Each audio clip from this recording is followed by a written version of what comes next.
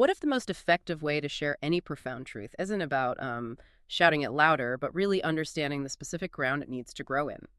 Welcome to the deep dive. We unpack complex ideas, pull out the most vital insights, and basically give you a shortcut to being truly well informed. Today, we're taking a deep dive into what some fascinating sources call proclamation with wisdom. It's all about sowing truth, connecting deeply with communities, our mission, to distill these timeless principles that help messages genuinely resonate and transform. Moving beyond just being heard to being truly embraced. And what really jumps out from these sources is just how critical that first step into a community is that initial moment. Your presence starts communicating way before you even open your mouth. The material's pretty clear. How you arrive often dictates whether your message gets embraced, just tolerated, or, well, rejected outright. This deep dive is going to shed light on how a strategic kind of incarnational presence, meaning being deeply present within a community, can open doors you didn't even realize existed. Yeah, that line, you can't plant a seed in soil you haven't touched. Wow, that really sets the stage, doesn't it? It highlights such a common mistake. Just rushing to deliver the message without first, learning the community's language, its rhythms, the unspoken rules. And here's where it gets really interesting for me in the material. What if evangelism was more about being invited in, not feeling like you're breaking in? Oh, absolutely. And what's fascinating is how consistent this is historically. For centuries, successful movements didn't thrive because of slick presentations or huge events. No, they grew because ordinary people understood how to sow truth in soil they had first tilled with trust. They weren't just saying the message, they were living it in ways that actually made sense to the people listening, which of course raises the big question, how do we do that today? How do we build that trust? Let's unpack this maybe by looking at Jesus. The sources paint him as the ultimate master gardener. He wasn't just scattering seeds randomly, not at all. He was a master of contextual seed sowing. Really precise. I mean, think about it. To fishermen, he talked about nets, big catches, their everyday world.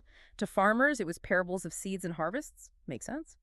With a scholar, Nicodemus, he gets into this deep theological talk about being born of water and spirit. And then for the broken, the marginalized, stories of restoration, forgiveness, powerful stuff. And if we zoom out a bit, Jesus' genius wasn't changing the truth itself, was it? It was framing it so each person could see it through the window of their own life. That's the key. This points to a core principle the sources highlight. Proclamation is not an indiscriminate broadcast. It's a spirit-led intentional sowing, which implies really a deliberate effort to remove obstacles that come from our methods, So the only potential offense is the message, not our delivery. Okay, so if that's the ideal, how do we actually become these wise sowers, like Jesus? The sources keep coming back to the art of soil discernment, which sounds like it starts with humility.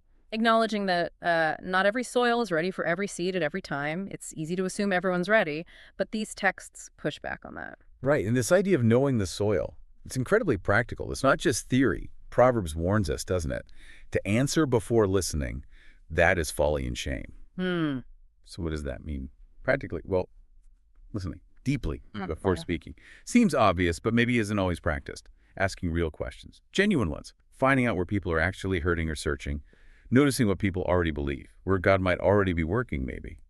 And critically, knowing when to plant, when to water, and just as importantly, sometimes, when to just wait. And the early church absolutely nailed this, didn't they? They grew like crazy in this hostile, pluralistic world precisely by being cultural bridge builders. Think about Peter on Pentecost. He didn't start with Greek philosophy. He started with prophecies his Jewish listeners already knew, already trusted. Yes. Or Paul in Athens. He points right to their own altar. The unknown God even quotes their poets. Starts right where they are. Such a brilliant move. And Philip, with the Ethiopian eunuch, explains Jesus using the very scroll the guy was already reading. It's amazing. And what's so striking is they didn't water down the message, did they? Not at all.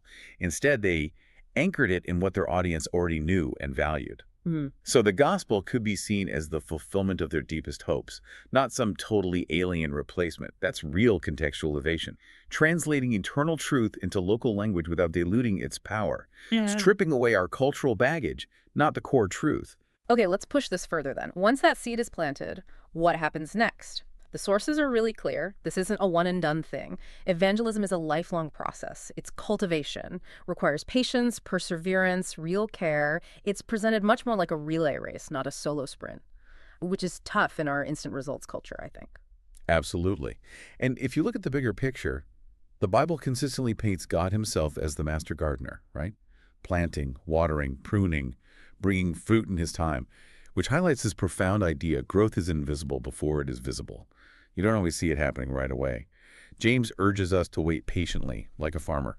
That discipline, nurturing with patience, it involves a few things.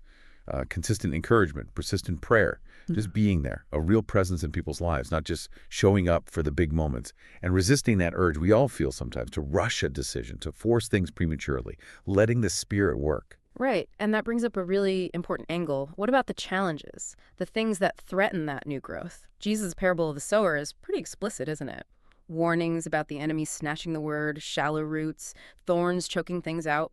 So if planting is vital, then protecting the growth seems equally critical, maybe even more so sometimes. Oh, definitely. Protecting new growth is essential work. It means shielding new believers from discouragement, from bad teaching, and especially from spiritual isolation. That's a big one.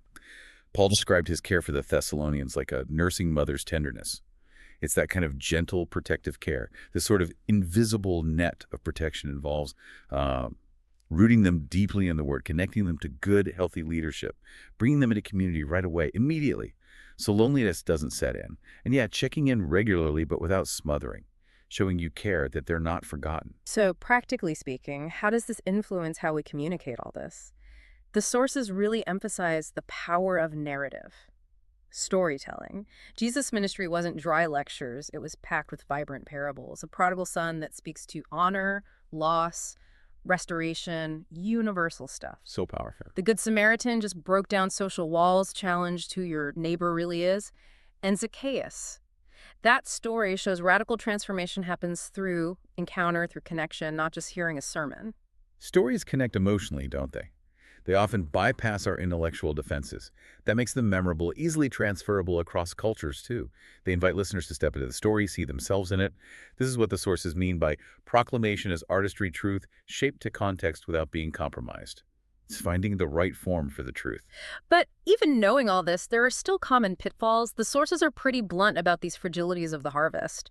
Things we often get wrong, like over-reliance on events. They call it the festival fallacy. You know, big events create excitement, sure, but often lack lasting fruit without that consistent, patient follow-up. Like fireworks, bright flash, then gone. Right. No roots. Then there's lack of follow-up. The birth without nurture, just leaving new believers vulnerable, isolated after maybe an initial decision, like leaving a newborn alone. Tragic, really. And cultural insensitivity, imposing foreign customs, ways of speaking that just alienate people before they even hear the message. It's unnecessary barriers. And finally, impatience. Just expecting instant results from what's fundamentally the slow, often mysterious work of the Spirit. That's maybe the hardest one for us today. It really makes you stop and think, doesn't it? Are we sometimes trying to plant, say, an oak tree in the desert without ever preparing the soil? These pitfalls, the sources say, betray a misunderstanding of the nature of God's kingdom work and the relational, spiritual rhythms of disciple-making. It's a powerful reminder. Evangelism is farming, not fireworks. Cultivation, not just spectacle. So, wrapping this up, what does this all mean for you listening right now? These sources are basically inviting us all to become skilled gospel gardeners. This isn't about marketing a product, is it, or closing a deal. It's about cultivating sacred soil, respecting the ground, respecting the person. Yeah. And to sow wisely today, the text suggests remembering a few key things. First, listen before you speak. Ask genuine questions. Really seek to understand where someone's at.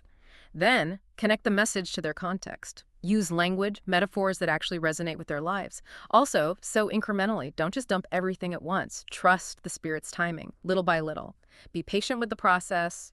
Remember the relay race idea. You might plant, someone else waters, but God brings the growth. It's not all on you. Critically, invest in relationships. That watering, that nurturing, it happens best through real, ongoing connection. And finally, protect new growth. Be intentional about discipling new believers, plugging them into a healthy community right away. This whole deep dive, it really shows that faithful sowing, when it's paired with genuine wisdom and grace, lets the message move beyond an argument into an encounter. It aligns us with the Spirit's pace, honors the dignity of the listener, and really reveals the beauty of what we're sharing. Beautifully put. Sow with wisdom, water with grace, and watch as God turns seeds into forests of faith. So here's something to think about. Imagine your community, maybe years from now. How would you want the seeds you sow today to have grown and multiplied? And what practical changes might you commit to now to help make that vision a reality? Something to mull over until our next deep dive.